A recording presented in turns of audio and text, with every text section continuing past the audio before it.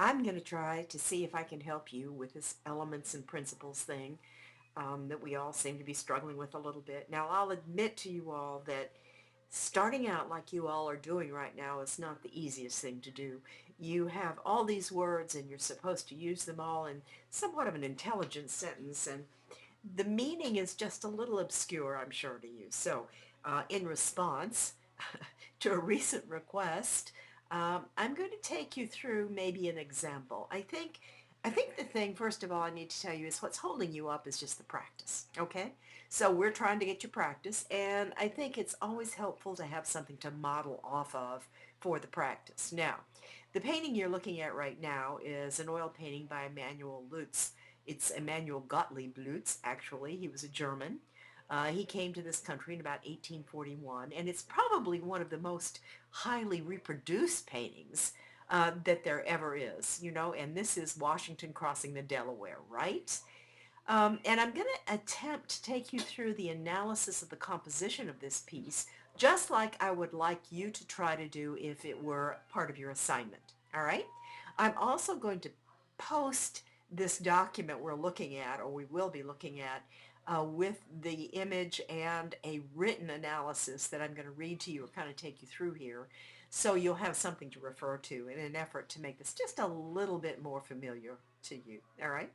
Okay, so starting out with this composition, what I have done, and I don't know if you'll be able to see it or not, but what I have done is I have written out, just like you were asked to write out, an analysis, all right?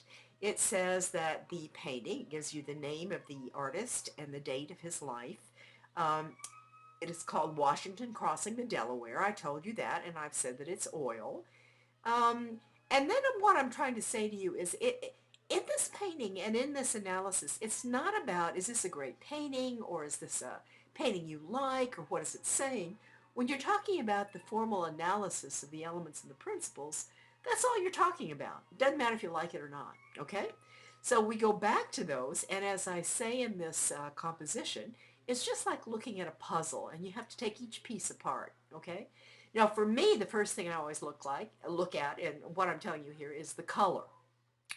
When you look at color, you're essentially in terms of a design, you have to talk in terms of hue, saturation, and value. Now, the hue is going to tell you the name of the color, blue, yellow, green, purple, whatever. Saturation, the brightness, is it intense? Is it a bright purple? It is a less saturated purple, a very moderate color.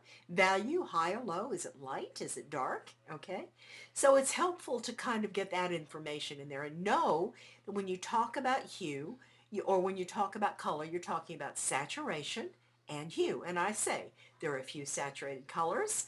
In fact, the only one I'm looking at here is red and maybe a green hue in the sea. Now, I don't know if you can see it on your monitor, but ever so slight green. It's not real saturated, but it's kind of an olive green, kind of a neutralized green. Now, if you go on into the red I'm talking about, of course, is this red here and here, which is a very saturated. I didn't, and I probably should have said it's a very dark, mentioning the value. It's a dark saturated red, but nevertheless.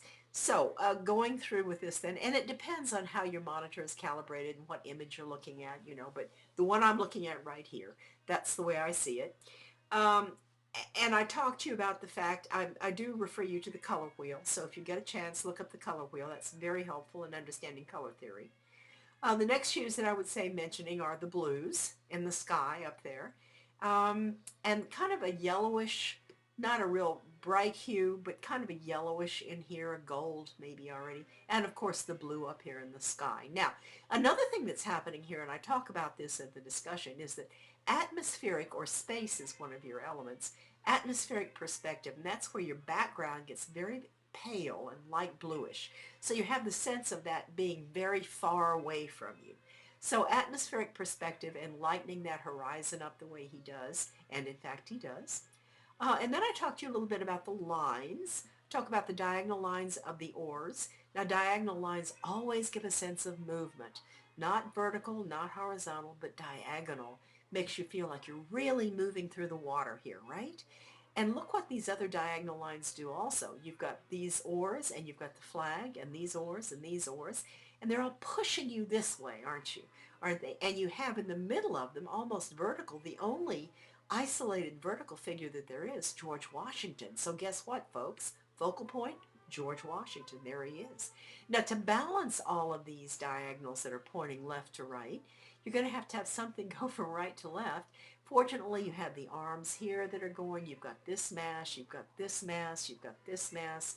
You've got these things that sort of stabilize it. You've got this nice kind of pyramid thing that's happening, okay? Now, and I try to say most of this in the thing that I will attach, this little written expansion of what I am saying. So you go through this, you go through about the balance. Now, if we're talking about balance, and we certainly would be at some point, uh, if you draw a line right down the middle of a composition, and if it's equal, in other words, if there were a figure, if the line were here, figure here, then there would have to be a figure here. Well, that's not the case, is it? There's a figure here, and whoops, there's not a figure here, but there's this here, right? You've got this over here, and you have something kind of going on here, but it's not equal. It's different. It balances, but it's not equal, okay? So therefore, we would call this slightly asymmetric, or at least I would. Now, if you wanted to get real analytical in shape and value and all that, you could start weighing these shapes, the complexities, the colors, the values, and you might be able to make a case for it being symmetrical, but I would say just by the implied lines that point you in this way, it's got to be asymmetrical. Okay? So read some more on that if it's not real clear to you. All right? Now, let me see if I can move this over a bit, and you can see what else is going on up here. Um, more on the comment of the article itself, and for some reason what's happened here is I've sort of moved that over. The other thing you need to, of course, address, not just the focal point, but you need to talk about unity, all right? And I give you what I think is unity here. I think the unity is all the way around. I think Lutz was a master. He came to this country in about 1841, and then he went back for about 20 years in Germany, and he painted largely American paintings, and this was one of them. Very popular painting. He was commissioned by Congress, the U.S. Congress, to come back, and he did some more paintings, but this one got to be his most famous. At any rate, unity here, unity can be achieved by three things. Proximity, glopping all this together. You see how all these figures are jumbled together? That gives you unity. The other thing that would give you unity is probably the continuation. This line leads you up to Washington. Washington leads you down here. This leads you over, back up. So your eye is just kind of riveted and moved all through the composition. That also gives you a good sense of unity. All right? Now, focal point, we already said, probably either the isolation, he's the only vertical, maybe standing isolated against that, or the contrast, this very dark, complex form against that bright white sky. Or maybe the fact that all the implied lines placement, all these lines are leading us. This man is looking at him, these oars are pointing to him, these people are looking at him. You have to look at him, okay? So that would be a good way to put all that together. Now that's the formal analysis of this piece. In addition to that, you might be asked to go back and get a little bit of history, and I did just a little bit here, not very much. And then what I did at the end of this PDF that I'm going to post for you, I also gave you a section down here that really is just kind of a quick little check form, if you will. You can look at it. These are basically what your elements are, the main ones you're going to look for. You're going to look for color, value, shapes, line, and space, okay? So when you go through the formal analysis, tick all those off. Color? What are you going to say about color? You're going to give me the hue. Don't just say the color is red. Say the hue's red, all right?